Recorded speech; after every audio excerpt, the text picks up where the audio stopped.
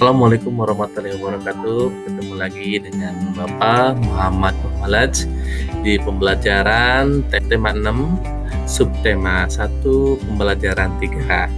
Ya, sebelum kita mulai ke pembelajaran, kita berdoa terlebih dahulu menurut kepercayaannya masing-masing. Berdoa dimulai.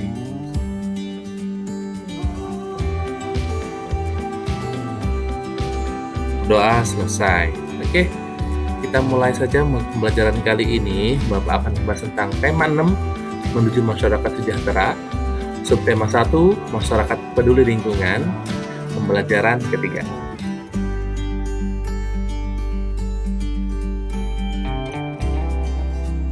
Ya, tak lupa juga Bapak akan selalu berpesan kepada kalian untuk selalu menjaga kesehatan kalian di masa pandemi ini agar kalian terhindar dari virus corona dengan yang pertama yaitu memakai masker, kedua mencuci tangan dengan sabun atau hand sanitizer, dan ketiga menjaga jarak minimal 1,5 meter. Tetap selalu stay at home agar kita memutus mata rantai virus corona. Di pembelajaran 3 ini, Bapak akan membahas tentang upaya untuk mengisi kemerdekaan. Berkat rahmat Tuhan Yang Maha Esa, negara kita itu telah merdeka. Kemerdekaan yang telah dicapai dapat menjadi sarana untuk mewujudkan masyarakat Indonesia yang sejahtera. Usaha membangun masyarakat Indonesia yang sejahtera antara lain meningkatkan taraf kehidupan bangsa, meningkatkan taraf kecerdasan bangsa, dan mengembangkan segala potensi yang dimiliki untuk kemajuan bangsa. Coba lihat, perhatikan, ada gambar apa aja yang di atas.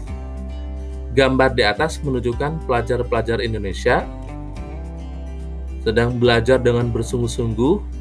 Mereka sedang melaksanakan kewajiban sebagai warga negara, mengikuti pendidikan yang diselenggarakan oleh pemerintah merupakan kewajiban bagi semua warga negara. Semua warga negara itu wajib mengikuti pendidikan dasar. Kewajiban mengikuti pendidikan dasar bagi setiap warga negara Indonesia ditegaskan dalam Undang-Undang Dasar Negara Republik Indonesia, yaitu Pasal 31 Ayat 2. Bunyinya dari Pasal 31 Ayat 2 Undang-Undang Dasar Negara Republik Indonesia tahun 1945, yaitu setiap warga negara itu wajib mengikuti pendidikan dasar dan pemerintah wajib membiayainya. Nah, coba lihat, amati gambar di samping ya. Ini ada anak yang sedang belajar dari pukul 18.30 sampai pukul 21. Ini jam belajar bagi warga. Apakah yang bisa kalian lakukan terkait dengan upaya pemerintah meningkatkan kecerdasan bangsa? Apakah masyarakat di sekitar kalian peduli dengan pendidikan warganya? Nah, upaya pemerintah untuk meningkatkan kecerdasan bangsa sangat membutuhkan peran serta atau dukungan semua warga masyarakat. Tanpa dukungan masyarakat, pemerintah akan mengalami kesulitan. Ya, menggalakkan jam belajar masyarakat merupakan bentuk dukungan masyarakat dalam upaya meningkatkan kecerdasan bangsa.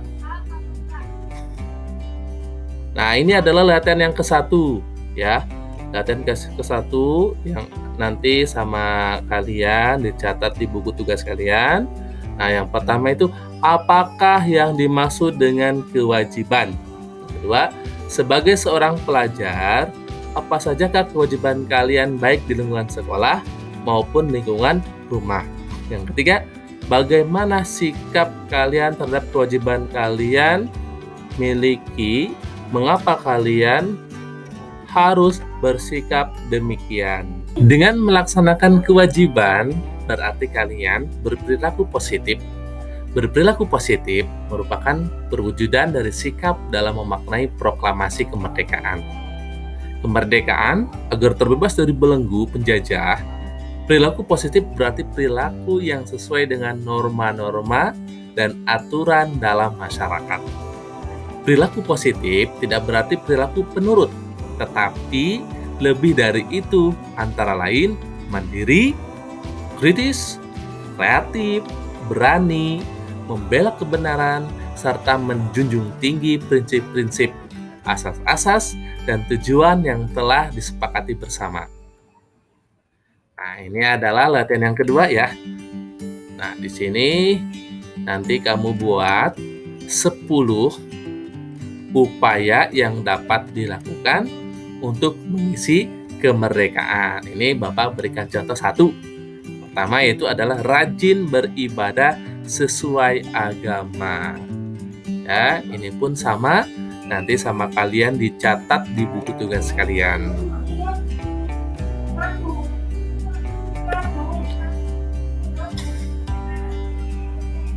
Pancasila di Kampung Wonorejo, Papua. Ini adalah sebuah teks bacaan yang judulnya itu adalah Pancasila di Kampung Wonorejo, Papua. Boleh kalian baca dalam hati. Wonorejo itulah nama kampung yang terletak di distrik Manem, Kabupaten Kerom, dan juga termasuk salah satu kampung yang berbatasan dengan negara PNG. PNG itu adalah Papua New Guinea. Awalnya, kampung ini berada di bawah pemerintah Kabupaten Jayapura yang kini padat penduduknya berjumlah 1.432 kepala keluarga dengan jumlah jiwa mendekati 2.000 jiwa. Melalui program transmigrasi, pada tahun 1992, kampung tersebut dikenal dengan kampung tanpa nama karena lokasinya masih di hutan lebat.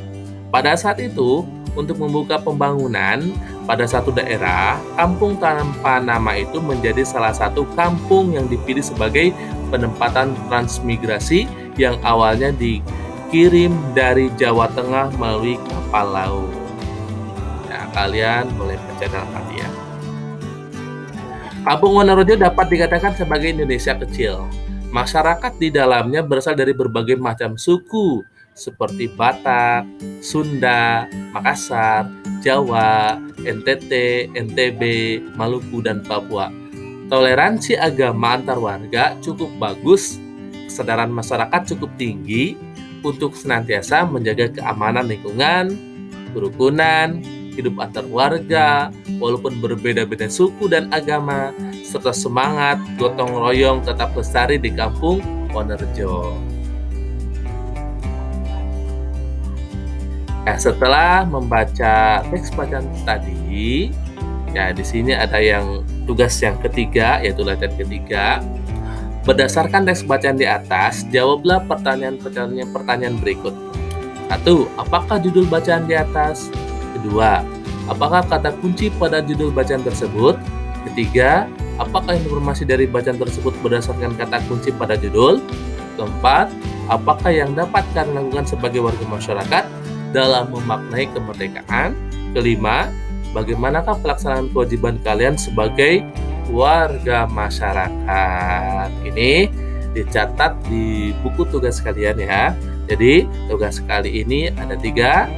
Alhamdulillah telah selesai pembelajaran kali ini. Semoga ilmu yang didapatkan hari ini bisa bermanfaat.